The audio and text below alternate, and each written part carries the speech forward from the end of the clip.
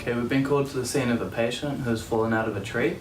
Now, before we enter the scene, we just want to make sure that it's safe. So we want to check that there's not too many people around, no dogs, no tools, nothing is going to fall on us.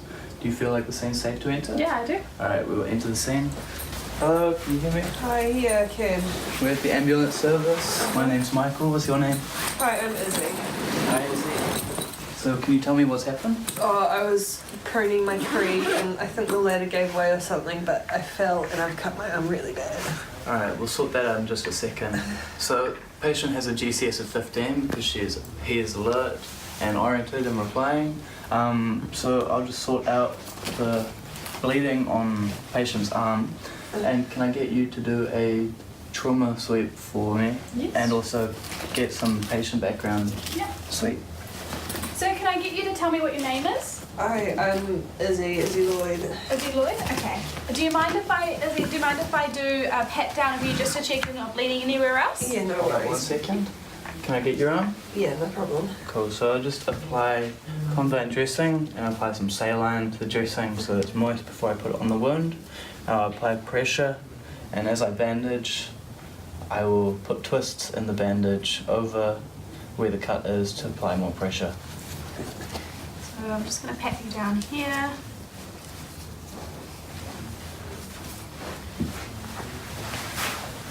Cool, so just coming under here, just going to check around the back for you any blood.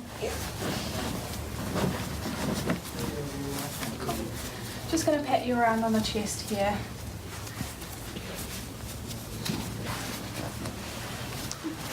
Coming down on the back side here, there's no blood.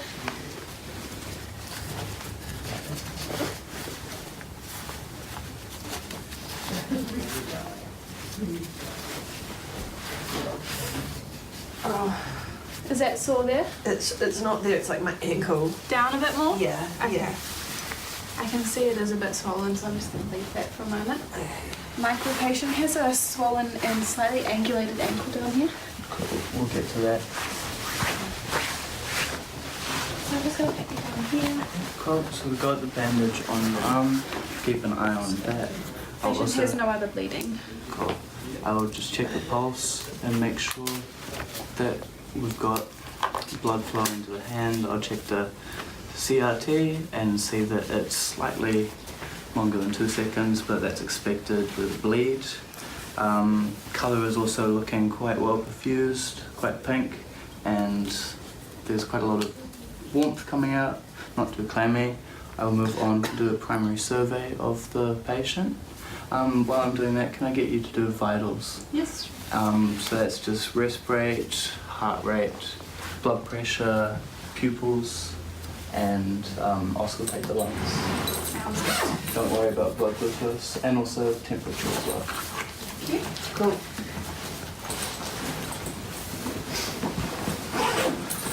Alright, Izzy, so what I'm going to do is I'm just going to start feeling along the body. Let me know if there's any pain or any tenderness or anything like that. Alright.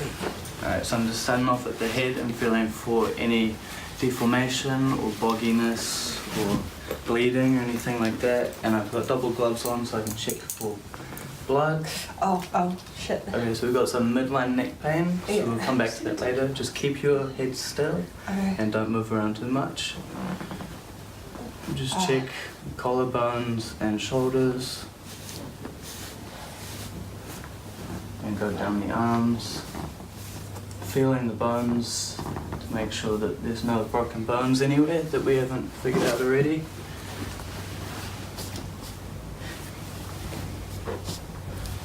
Alright, I'm just going to palpate your abdomen and feel your ribs and make sure that everything's okay.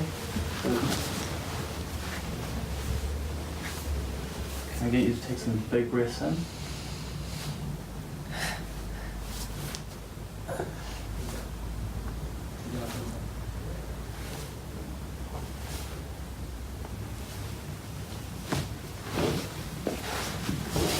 Any pain? No, I'm good.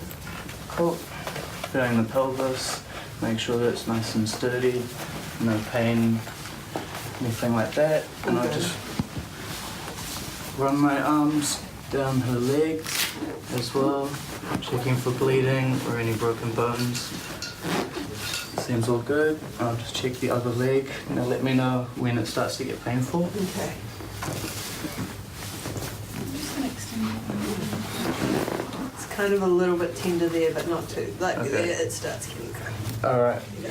cool. So I can see that your ankle is a bit angulated. We'll come back to that.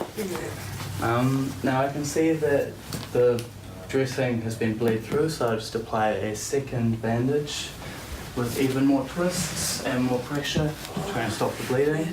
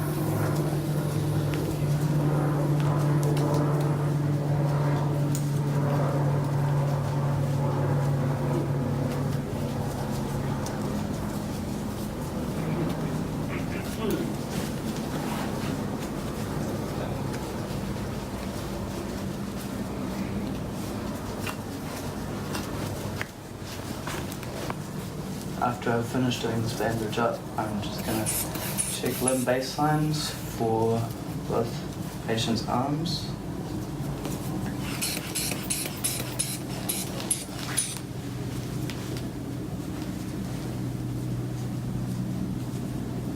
Cool, so we'll get that tucked in.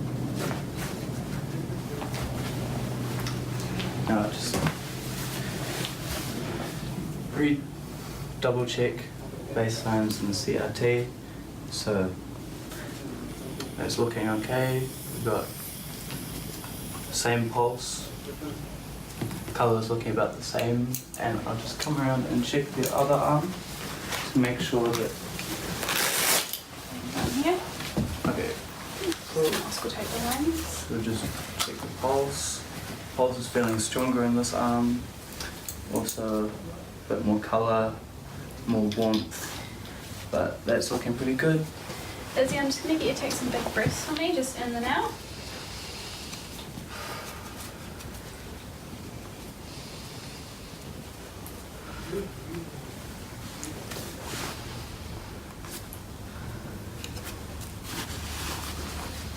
Alright, I'm gonna now think about administering pain relief for my patient, Thank you.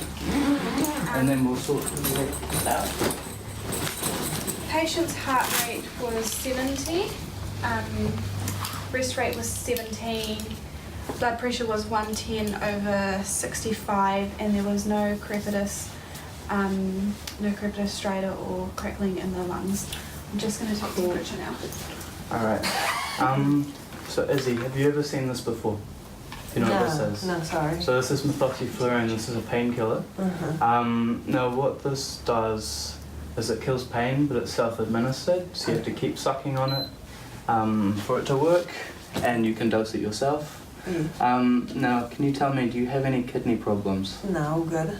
Do you have any family history of something called malignant hypothermia? No, we don't. We're No good. personal history with that either? No, good. Have you haven't seen this medication or taken it before? No, I haven't. Okay, so you haven't had it in the past week, and you can follow commands. Yeah. So I believe that I can administer this medication. I would just double check with my offsider that this is 3 milligrams of methoxyflurane and that it expires 10th 21. Cool. Double check that. So, methoxyflurane, 10th 21, and 3 mils I agree with. Cool. So the way that you use this is you put your finger over this hole. If you want more painkiller, you can take your finger off if you don't need as much, and you breathe in and out through it like a whistle. Okay. Alright, I'll give that to you, and you can dose yourself with that. Cheers, thank you very much. Okay. So since I've got painkillers going, I will now move on to the limb, the angulated ankle. So before I do that, I will want to take off patient's shoes and just get a baseline of the two limbs. So I'll start by taking off the shoe of her good foot. Do you have to take them off? Yes, I do. I'm sorry. Okay. Alright, so I'll get my offsider to help me with stabilizing this limb. Where do you want me to hold it? I would just get you to hold it at the calf and at the foot and lift it, and I will slowly take the boot off. Alright, so 3, 2, 1. Cool. Ow, ow, ow, ow, ow. Ow. Right, suck in on that whistle. Yeah. Cool. Alright. So I'm just taking the CIT of the good foot, their foot, and they both look to be okay. This foot's feeling warm, same with this one. Can you wiggle your toes for me? Cool. And can you feel this? Yeah. Can you wiggle these toes? And can you feel this? Yeah, I can. Alright, cool. I'll just check to make sure I've got pedal pulse as well. I'll check on the other foot. And that's all good. So I'm now going to start thinking about wanting to put a splint on patient's leg. But before I'll do that, I will put a tourniquet on the patient's arm because I see that the bandages are being bled through.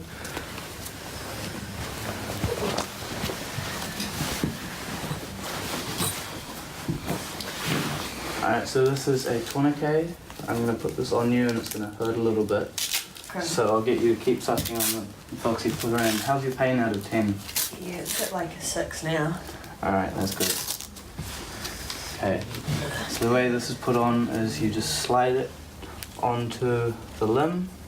You want to have it above the injury on a single bone portion of the limb proximal to an injury and not on any joints. And then you tighten it up.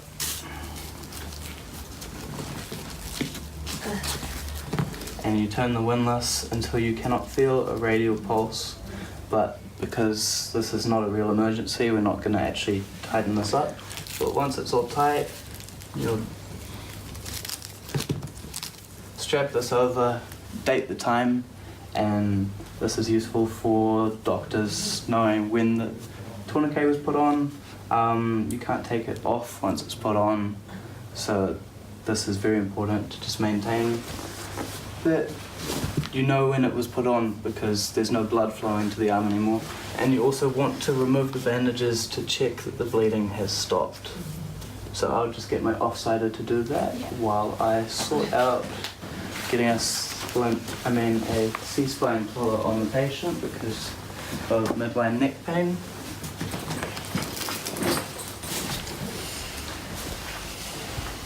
Alright, now before I put the C-spine collar on, I want to make sure it's the right size. The way I do that is you measure from the corner of the from the collarbone to the angle of the mandible, and you measure from the bottom of the collar, and you want to make sure that it's on the right setting, and this appears to be the right size, and I'll just double check that by placing it on the patient's neck and checking that.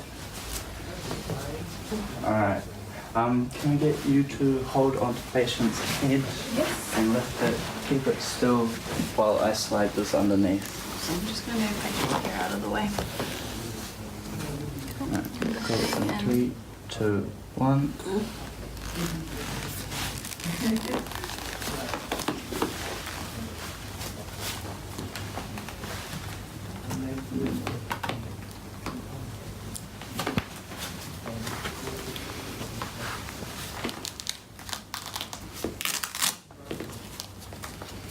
Just want to make sure that it's on properly and not causing any more discomfort than needed. So I'll just get you to keep your head nice and still for me. No worries. Cool. We also want to think about getting some backup, so maybe an R50 for analgesia, for extricating the patient. But moving on, we will move to putting a box splint on the patient's ankle. Yeah. So I would just need a box splint and also some tape and 3 crepe bandages. Triangle bandages, I mean.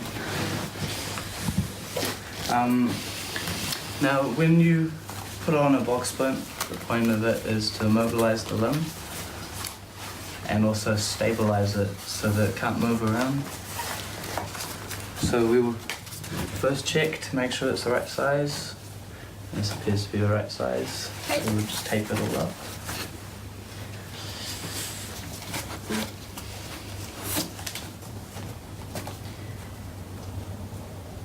I can do that. You just grab a towel for me.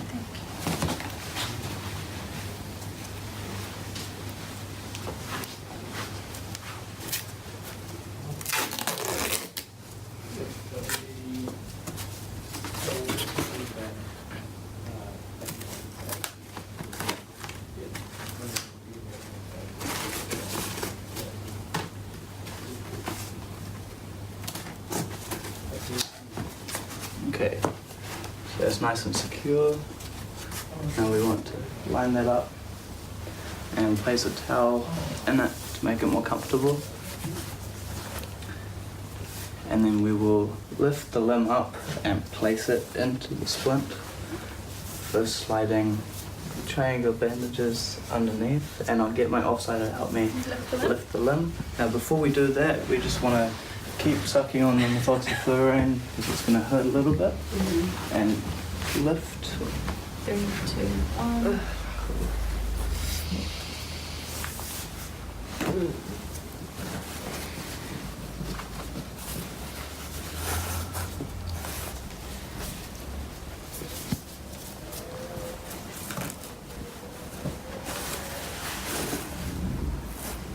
Just get the splint.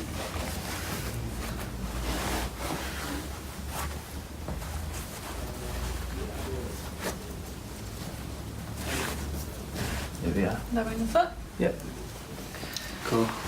And now we just want to tighten up the triangular bandages to make the splint nice and secure around the limb.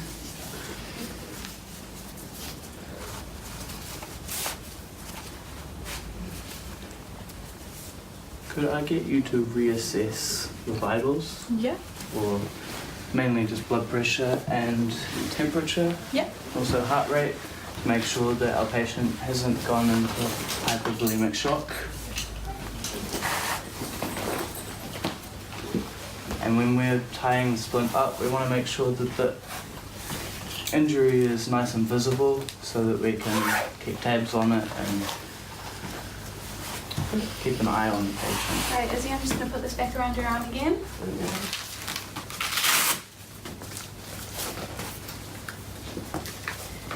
You can take a big suck of that if you need it, and then I'm just going to do this for a couple more. Yeah. Alright, how's that feeling? Has your pain gone down a little bit? Yeah, it feels much better. Yeah. And I'm just going to reassess limb baselines as well. Just I'm keep gonna it get straight around, CRT, please. pedal pulse. Can you feel my fingers? Yeah. Can you wiggle your toes?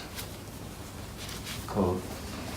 And it's a little bit hot, but it's not too hot. Looks like we've got good perfusion going on.